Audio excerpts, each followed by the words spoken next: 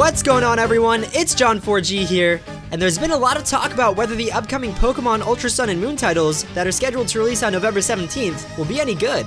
Personally, I'm very hopeful that these games are going to be some of the best that we've seen yet, and today, I'm bringing you a video about what will make these games great. With all of the news that's come out about these games via Pokemon and Nintendo Direct announcements, there's certainly a lot to be excited about come mid-November. In the trailers we've seen up to this point, 2 brand new Ultra Beasts have been announced, new explorable areas have been revealed, and a brand new game feature has been debuted. We've also received plenty of other information in the form of quick snippets that make these games seem truly promising. However, the shots that the Pokemon Company has provided us with still don't answer a whole lot of questions that many Pokemon fans have about the upcoming games. Will we get companion Pokemon that follow us on our adventure? Will we follow the same path through Alola we took in the last games? And why the heck did Komodo get such an overpowered Z-move? While many of these questions still remain open-ended and unanswered, this video aims to speculate some of the possibilities that Ultra Sun and Moon will have in store for us. In this video, we're going to talk about 5 things that could potentially make these games great. Please keep in mind that these are theories and hopes that I've heard from fans and would also like to see in the new games. If there's anything that you're really hoping to see in Ultra Sun and Moon and it didn't make its way into this video, I'd love to hear about them in the comments section below. I also take no responsibility for building up your hopes in the case that we don't get any of these features that are about to be listed, but I'd say that if we get at least 3 out of these 5 things, Pokemon Ultra Sun and Moon could potentially eclipse their Generation 7 predecessors. Okay, let's get into this video. Starting off today's countdown at number 5 is a feature that I know nearly everyone who played Sun and Moon will be hopeful for, and that's for more post-game gameplay. Now, I know a lot of you might be saying that shiny hunting, completing the Pokédex, and online battles should be enough in the way of things to do after beating the game. And while I agree, in the main series games Pokemon used to produce, there is always something substantial to do after completing the game. In Sun and Moon, after players completed their trials and conquered the Elite Four, there really wasn't too much to do in terms of anything post-game. Sure, players could collect more of the Zygarde cores and take on the battle tree on Poni Island, but other than that, Sun and Moon really didn't provide the player with anything to do. At least in Omega Ruby and Alpha Sapphire, we had the Delta episodes to complete, and afterwards, we got to explore the Battle Resort, which provided for hours of post-story enjoyment, especially if you were a Pokemon breeder like myself. As a longtime Pokemon veteran, and seeing as Sun and Moon wasn't my first rodeo, I really would have liked to have seen something like returning to a previous region for post-game content, like in the Johto games, or at the very least, a battle frontier that you could explore over time, rather than a stagnant counter that you return to after each tedious battle tree battle. Many fans, including myself, were hopeful to re-explore the Kanto region, and as it was stated that that's where the player originates from, it would make a lot of sense to revisit, as the player could visit Lily and capture non-Alolan variants of the Kantomons if this feature had been added. Even if the developers don't let us re-explore Kanto though, I'm really hoping that Ultra Sun and Moon gives us new areas to explore after beating the game, much like the Seavai Islands in Fire Red and Leaf Green. The Seavai Islands gave me hours of post-game enjoyment as a kid, and being able to capture powerful Pokemon from other generations, Larvitar, was certainly an awesome feature that I feel could do really well if executed properly. It would also be really cool to get new regions or islands to explore during the game, like in Pokemon Black and White 2, so long as there's something substantial to do post-game. While it should be expected that the story will change drastically in the new Ultra Sun and Moon games, I know that revisiting Kanto, or adding something like the Seavai Islands, would be an amazing feature to add to the adventure. And I certainly hope that Game Freak threw something big in the way of post-game exploration into the new games. Next up at number 4 is a feature that could do really well for Ultra Sun and Moon's competitive battling and collecting scene, and that would be to add new Alolan forms to the game and to expand previous Pokemon's move pools. It's no secret that the Pokemon community's been swirling with fan-made Alola forms for months, and there isn't any reason not to believe that we'll get new Alolan forms in the upcoming games, as we only received a handful of Kantomons decked out in their Alola armor. While it still remains highly speculated as to whether or not we'll receive Alolan forms outside of the Kanto region, it's fairly likely we'll see new Pokemon in the upcoming titles, as we've already seen the 2 new Ultra Beasts, Burst and Assembly, announced, as well as new forms for the legendary Pokemon Solgaleo and Lunala. Since Ultra Sun and Moon will clearly have new Pokemon, and Pokemon forms that weren't in Sun and Moon, it makes me even more hopeful that we'll see cool new Alolan forms, or even brand new Pokemon in these Generation 7 sequels. Adding new Pokemon to the games will certainly change up the competitive metagame online, and if Pokemon goes down the route they did in Omega Ruby and Alpha Sapphire, where move pools for certain bonds were expanded, then the upcoming seasons for competitive play certainly seem promising. One of the biggest points that Ultra Sun and Moon needs to be successful at hitting is to not seem like a rewrapped version of their Sun and Moon predecessors, and new Pokemon and move pools to change up battles would definitely help accomplish this endeavor. Next up on the list, we have something that I know a lot of people are hoping for, and that's the return of character customization.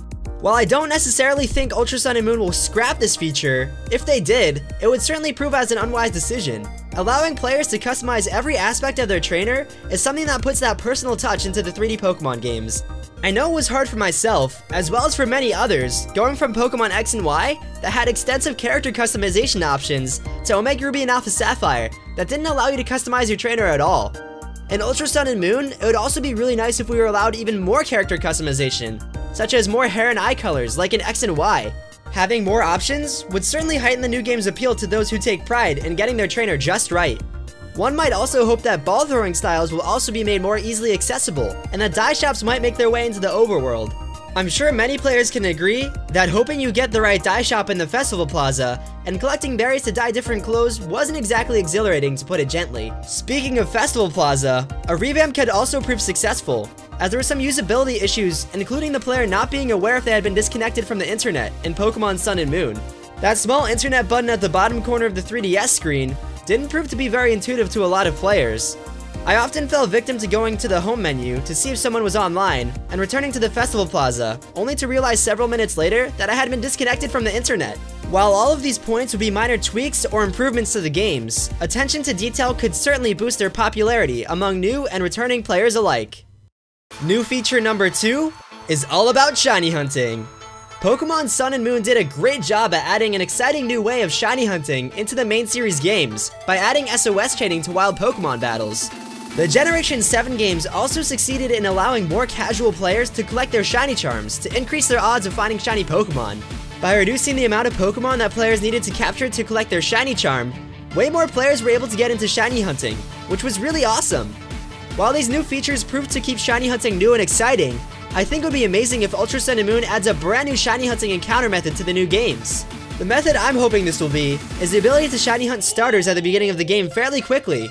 In Sun and Moon, if a player wanted to shiny hunt a starter Pokemon to play through the games with, they would need to sit through nearly 2 minutes of cutscenes to even tell if their Pokemon was shiny or not. Even dedicated shiny hunters, such as A-Drive, admitted that these cutscenes were frankly way too long, and decided to give up on their hunts after thousands of resets and days worth of time spent on them.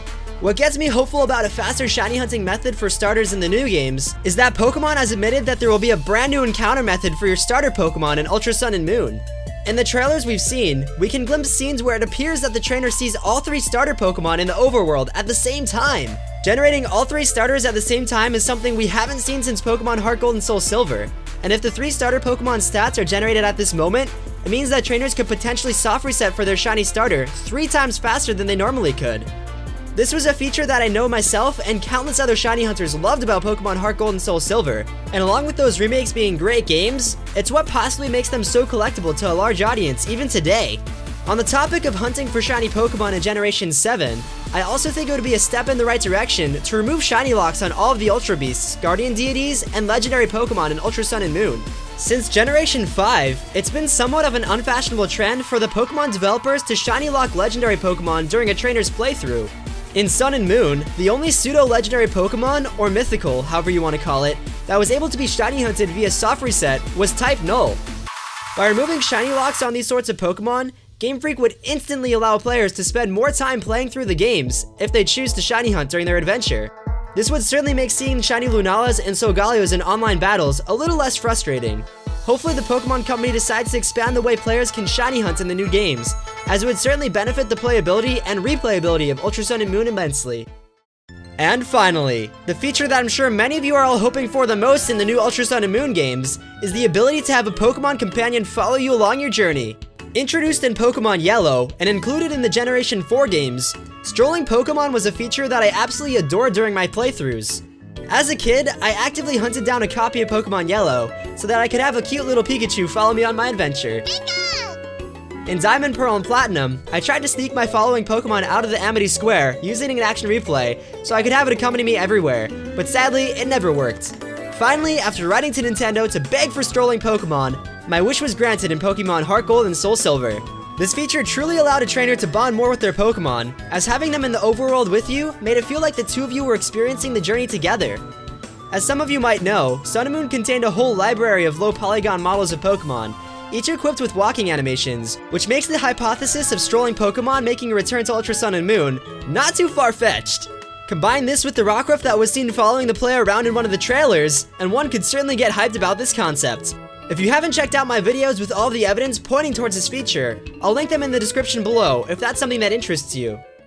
I certainly hope that at least a few of these features will make an appearance in the upcoming Pokemon Ultra Sun and Moon titles, as the thought of walking off with a shiny starter Pokemon following me on my adventure will have me rapid dashing to GameStop the nights of the game's release. If you hope any of these features will be included in Pokemon Ultra Sun and Moon, or maybe hope that some others will be included as well, I'd love to hear from you in the comments below. If you enjoyed this video, please be sure to give it a thumbs up, and if you're new to the channel and want to join the 4G family, hit that subscribe button for more. Also check out the description to join our Discord community if you want to chat with me and other people who love Pokemon just as much as you do. That's gonna about do it for this video. Thank you so much for watching. Until next time, I'm John4G, signing off.